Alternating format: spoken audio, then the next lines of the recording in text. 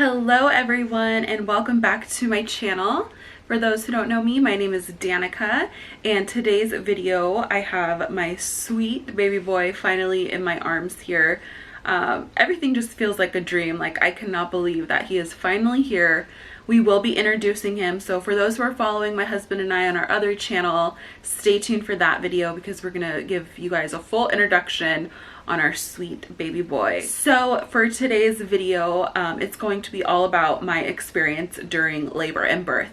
I unfortunately had a very traumatic experience during labor and birth. It was over 30 hours and it was very traumatic for me. Now, before I begin this video, I just want to let you guys know that, especially to mothers who are going to be new mommies and they don't know what to expect for either natural birth or cesarean, this happens differently to everybody. So please do not think that this is going to happen to you, and how I dealt with everything is going to be different from how everybody else handles it. So it was around 11:30 p.m. It was my due date, which was October 12th, and my water broke. So I was laying in bed, I was texting my really good friend Haley. Hi Kitty, if you're watching. We were just texting each other, and then all of a sudden I heard this like a pop, and I was like, what was that? And before, I had read that some women can actually hear their water break. I didn't feel anything as I was laying down, but as soon as I got up, because I was like, okay, maybe this is it. As soon as I got up, I just had the gush water come out of me, and Ahmed was actually out, so I called him and I was like, oh my god, I'm like, it's happening, like, this is it. And I was calm and got in the shower and just relaxed myself because I didn't want to go into this labor panic, because that was like my vision. So before I even start my vision and my birth plan, even though I knew that anything can go wrong or change, my original just general birth plan was to, of course, have everything natural. And I wanted to be very relaxed. I didn't want to go in there like panicky and anxiety and everything. So that was my goal. So I got in the shower, relaxed myself, I put on my diffuser, and just mentally prepared myself for what was going to happen, because I didn't know. I'm a first-time mommy. So finally Ahmed came home and we got my hospital bag ready and we just headed out the door. Right when I got there, at this point I was not in pain. So my water broke and I was not in pain, thank goodness. There was no pain for me at all. They checked me in, and of course, I had not been to the hospital that I was supposed to go to. Usually you could take a tour to see, but I ended up going to the emergency room and I'm like, oh my gosh, like my water broke. And the doctors just like freaked out and they put me on a wheelchair and they're like rushing me. They're like, we've never delivered a baby before, so hopefully. I'm like, it's okay, like I don't feel anything, like I don't think he's coming yet. So it was just really nice and fun, and everything was a great experience at that point. So they put me in the room, they got me hooked up, and at that point I was like, like I don't want to be hooked up to anything. And they're like, okay, well, we have to hook you up the baby, of course, because your water broke. You have to be like, we have to monitor the baby. I didn't want to be hooked up to any sort of like cords or anything. Like, I wanted to be IV free. Hooking me up or hooking the baby up to the monitor was fine, like I get that, but my whole vision for my birth was to be completely cord free. Like, I wanted to be moving around, I wanted to have control, total freedom, go to the bathroom when I want. And that's another reason why in my birth plan I didn't want to get the epidural, because you're not able to do that. Yeah, so they told me because my water broke I had to be hooked up, and they're like, okay, we won't give you any IVs now, but later we have to. So right now, because everything's good and it's still early, we can not put you on any IVs. So I was like, okay, whatever. So yeah, at that point still I was in no pain, and they started to check me to see if I was dilated, and I was still at a 1, which previously when I went to my last prenatal checkup, my doctor had checked me and I was at a 1, so I still wasn't dilated. So that was the goal there. So of course you wait and wait and wait. I did have contractions, but I didn't feel them. So that was another weird thing. The doctor came in and they would just check or the nurses came in and they would just check me, and they're like, you're having these contractions, like you're not feeling them. And I'm like, no, like I feel like literally I didn't feel nothing. So I wasn't complaining about that. So after several hours, they finally, wanted to induce me because I chose not to be induced for a while. And yeah, they started to induce me, not with Pitocin, it was with another drug. It was like a pill that they insert in you and it sort of speeds up things. I didn't want the Pitocin because I knew that if I were to get the Pitocin and if I were to do everything naturally, the Pitocin would make my contractions much stronger. So I chose not to get the Pitocin. So pretty much at this point, we were just waiting for the induction to start working. Literally, I was not dilated for hours and hours. Ended up coming into the next day, I still wasn't dilated. And at that point, it was probably around, I guess, 9:30 the next night, is when I started to feel actual contraction pains. And they were very mild. They weren't at all like super painful. I feel like I have a high pain tolerance, so maybe that's kind of why it wasn't super painful. But the nurse kept saying like, okay, like these are pretty big contractions, like you're handling it very well, which I feel like I was, because I definitely did some breathing techniques that I learned on YouTube and a lot of things that helped me through that. So that was really good for me. But yeah, I was starting to feel the pain and still I was not dilated. So it was the next night around 9:30, still not dilated. I was literally at a 1 still, like there was no dilation whatsoever. So then time went by. I had my app on my phone that was tracking all my contractions that I was feeling, and there were some big ones that were very painful. But again, I was just like handling it, and I hadn't slept. So this was like the biggest thing that I should have done, especially since I wasn't feeling any pain earlier, was to sleep. I didn't sleep because I had all these like thoughts, like excitement and, just everything, all these emotions in one. So I couldn't sleep. And that was my biggest mistake, because at that point I had no energy at all. Like I literally did not sleep. So once I started feeling those contraction pains, I was like, okay, like I'm tired, I'm exhausted, they're getting painful. The nurses kept on coming in and telling me like, okay, do you want the epidural? And I was like, no, I don't want the epidural, and I don't want any other medication either, not even, a simple pain reliever. Like I don't want anything. I just want to wait it out. Like I want to see what happens at least. And she's like, all right, well, let me know if you want anything. Now, my goal and my whole vision was to not get the epidural. One, because I have a fear of being paralyzed or even just not feeling anything on my body. Like I'm a very claustrophobic kind of person. So I feel like if I were to get the epidural, like I'd rather go through pain. Like I rather handle pain because I feel like I have a high pain tolerance. I feel like I'd rather go through pain than to feel like suffocated feelings, if that makes any sense. Like pretty much I'd rather have my arm chopped off than to be stuck in a coffin. Like I know that's a really bad example, but like just the thought of not being able to feel my legs freaks me out. And that's the main reason. And also too, like I want to do it natural. Like I feel like I have educated myself far enough to know like my body can handle this. Like we're women, we can handle the pain, we can handle having a natural birth. Like we don't need the epidural.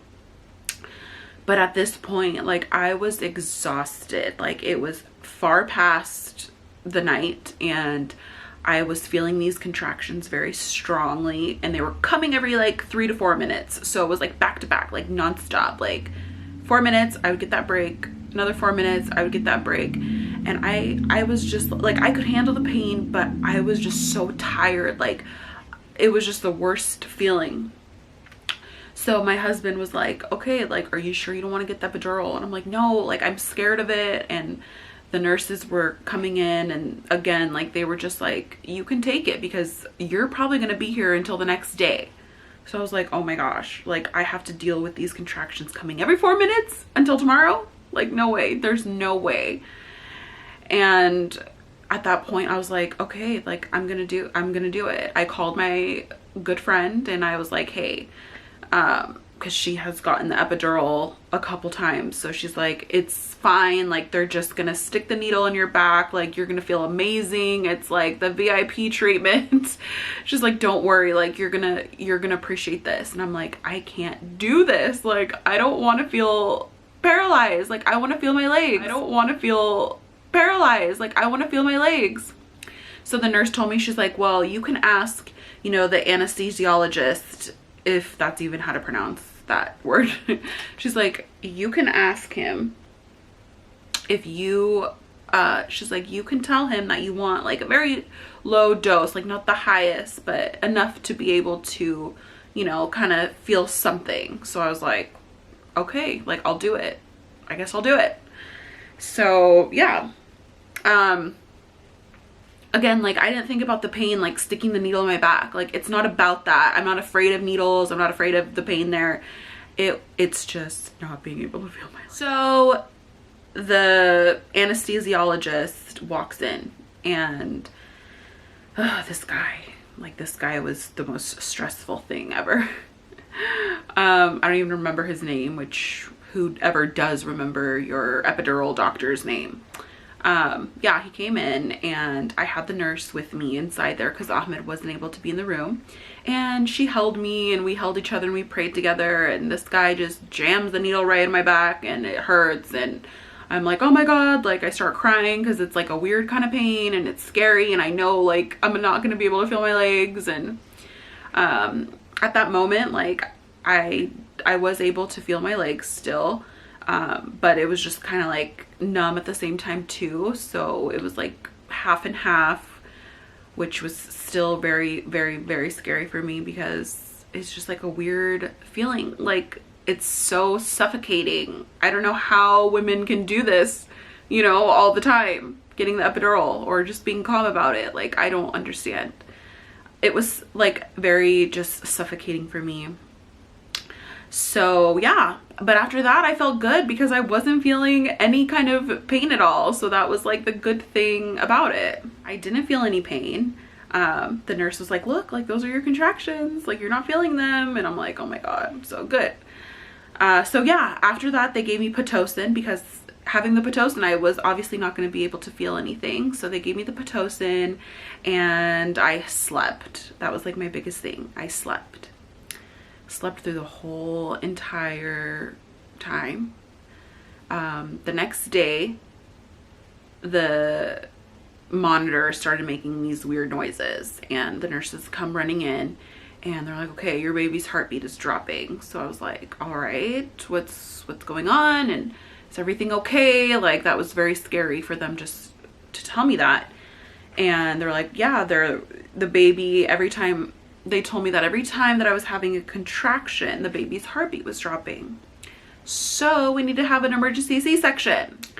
It's like, okay, you plan everything.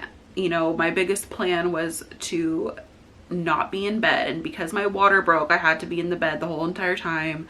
I never ended up dilating. I ended up getting the epidural.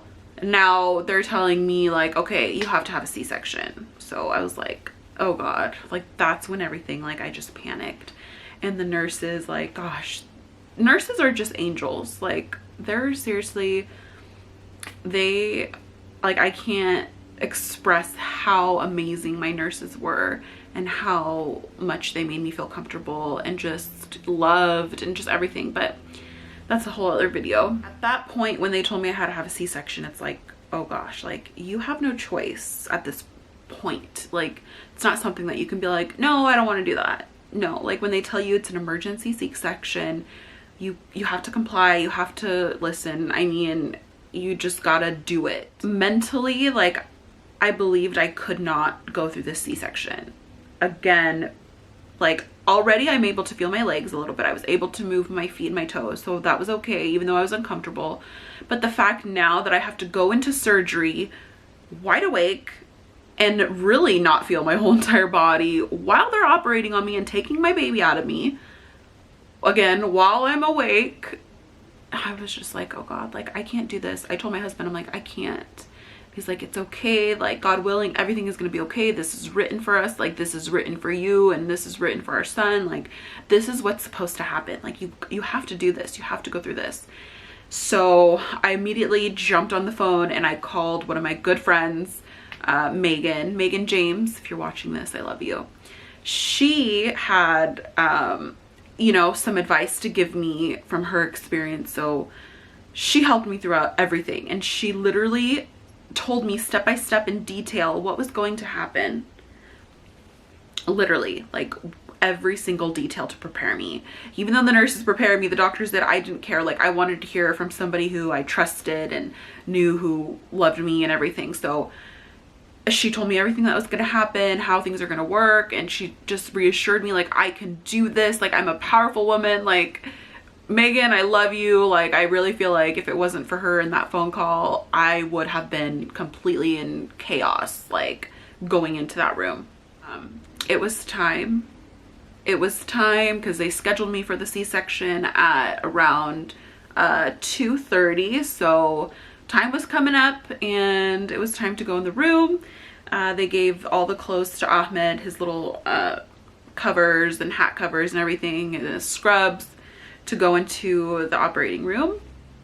And they started everything, and that was like another traumatic experience that I was literally traumatized from, because like you're getting reeled into this cold room, you see all the operating equipment, you're naked, they put you on a metal bed, you're naked, they strap your arms up on each side. It's just traumatizing. Like I literally felt like I was in a torture chamber. Because I already had the epidural in, it was very easy to give me more of the anesthetic, I think, or I don't know, the numbing medicine to numb you completely. But I was still able to feel like movements down there, and I was like freaking out. I was like, yo, like I can feel you guys, like I can feel everything, like no, don't cut me open, I can feel everything. Has anybody ever seen that movie Turistas? Or there's another movie where the guy is like sleeping and they're operating on him, and this is why you don't watch those kind of movies, because like you never know when you're gonna be in that situation, and I was in that situation. So I felt like I was gonna be like cut open and feel everything. And the nurse told me, he's like, look, he's like, I need you to calm down, because if you're not gonna calm down, we're gonna give you some medicine for anxiety or something, and that just makes you completely knocked out. And I was like, okay, no, I want to be present when my baby comes out. Like I want to be not drugged up or anything, so no, I don't want anything. So I was like, just bring me my husband, like that's it, just have him in here. Once he got there, I felt much more comforted, but I was still like panicking and freaking out. Yeah, it was very traumatic, because like I said, I could feel just like sort of like pressure and fingertips and everything, and oh, it was just the most, I guess it was like 30 minutes, but that was like the longest 30 minutes of my life. I was just looking up at the monitors, hearing my heartbeat. They're like telling me to breathe more slower or breathe more faster, and it was just traumatizing. Like any woman who goes through a C-section, I applaud you. Like that is a traumatic experience. If I were to have, like, I just wish that I was able to, you know, have my water break and then dilate fast so I could just go on with a natural delivery. But no, like things take a turn, and it was very traumatic for me, especially after the recovery. Oh my gosh, like it's so painful. You can't walk, can't move. I ended up having like a spinal headache from the epidural, so my whole neck, like I wasn't able to move at all. Like even if I just slightly moved, it was the worst pain. It was like a shooting pain down my back, down my head. I mean, again, like to all those mothers out there who have had multiple C-sections or even one C-section, like I applaud you. You're strong, you're powerful, like, oh gosh. So yeah, I'm pretty much traumatized, but I know that this was my destiny, this was my journey, this is what God wanted me to do and have for my baby to be healthy. I did want to mention that when he was born, when they took him out of me, his cord was wrapped around his neck. So thank God I had the C-section. Like, it wasn't just his heartbeat dropping from my contractions. Like, the cord was actually wrapped around his neck.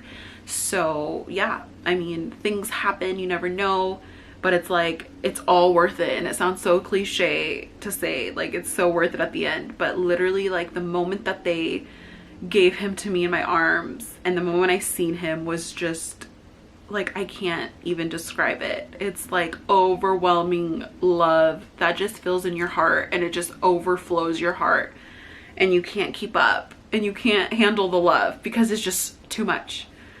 Oh, we're forever blessed. And yeah, I thank God that I'm healthy and I'm alive from that torture chamber.